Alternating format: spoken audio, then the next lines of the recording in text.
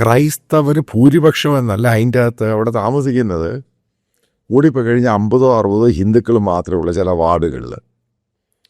അവിടെ BJPക്ക് 250, 100, 300 വോട്ട് കിട്ടി. അപ്പം ക്രൈസ്തവർ വോട്ട് ചെയ്യുന്നു. ഇതുമായി ബന്ധപ്പെട്ട് 2026 ഇലക്ഷനിൽ ഏത് രീതിയിലുള്ള മാറ്റമാണ് കേരളത്തിൻ്റെ പൊളിറ്റിക്സിലുണ്ടാകാൻ പോകുന്നത്? മിഥുനുമായിട്ട് ചർച്ച ചെയ്യും. മിഥുൻ, നമസ്കാരം. നമസ്കാരം സാർ. നമസ്കാരം. മിഥുനും ഈ പറയുന്ന പോലെ ഒരു ക്രൈസ്തവനാണ്, തൃശ്ശൂരിൻ്റെ ഭാഗത്തുള്ള അതിൻ്റെ കുടിയേറ്റക്കാരനായ ഒരു. ഇപ്പം നിങ്ങളുടെ അവിടെയും BJPക്ക് ആ വാർഡിൽ ജയിച്ചോ അതോ വോട്ട് കൂടുതൽ കിട്ടിയോ?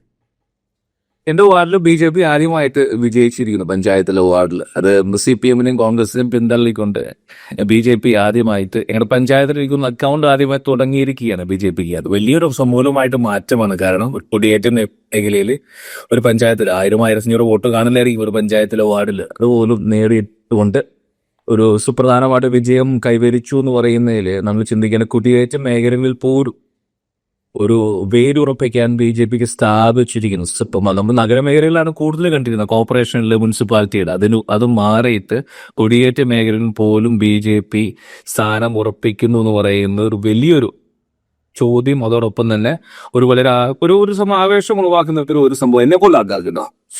അപ്പം എൻ്റെ ഞാൻ കാണുന്നൊരു സംഭവമുണ്ട്. അതായത് കോൺഗ്രസ് കരുതിയിട്ടൊരു സംഭവമുണ്ട്, കേരളത്തിലെ ക്രിസ്ത്യാനികൾ അവർക്കേ വോട്ട് ചെയ്തുള്ളൂ. പിന്നെ അല്ലെങ്കിലും മാക്സിമം പോയി കഴിഞ്ഞാൽ അപ്പുറത്ത് CPM ഇടതുപക്ഷം. കാരണം കേരള കോൺഗ്രസിൻ്റെ മറ്റുള്ള സംഭവങ്ങൾ, അതായത് കുഴപ്പമൊന്നുമില്ല, ഇഷ്ടംപോലെ ക്രൈസ്തവർ കമ്മ്യൂണിസ്റ്റ് പാർട്ടിക്കകത്ത് വർക്ക് ചെയ്യുന്നുണ്ട്.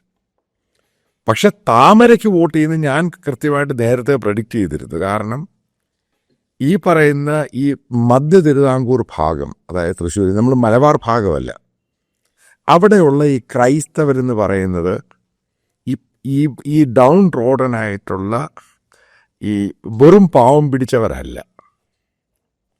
അവർക്കിപ്പോൾ കിറ്റ് കിട്ടിയില്ലെങ്കിൽ, റേഷൻ കിട്ടിയില്ലെങ്കിൽ അവർക്ക് ജീവിക്കാം. അവർക്ക് ഗവൺമെൻറ്റിൻ്റെ ഈ പറയുന്ന പെൻഷൻ ഇല്ലെങ്കിൽ അവർക്ക് ജീവിക്കാം. അതാണ് ഒരു ഗ്രോത്ത് എന്ന് പറഞ്ഞാൽ ആ കമ്മ്യൂണിറ്റിക്കകത്ത് സ്പഷ്ടമായിട്ടുണ്ടായിട്ടുണ്ട്. പ്രത്യേകിച്ച് ക്രിസ്ത്യൻ കമ്മ്യൂണിറ്റിക്ക് NRIs ഉണ്ട്, അമേരിക്കയുണ്ട്, യൂറോപ്യൻ രാജ്യങ്ങളുണ്ട്, അവരുടെ ബന്ധുക്കളുണ്ട്, മക്കളുണ്ട്. അതേപോലെ തന്നെ അവർ കർഷകരുണ്ട്, കുറച്ച് റബ്ബർ കാണും, അത് കാണും, ഇത് കാണും. അവരൊന്നും ഈ കിറ്റിൻ്റെ പുറകെ പോയി വോട്ട് ചെയ്യുന്നവരല്ല.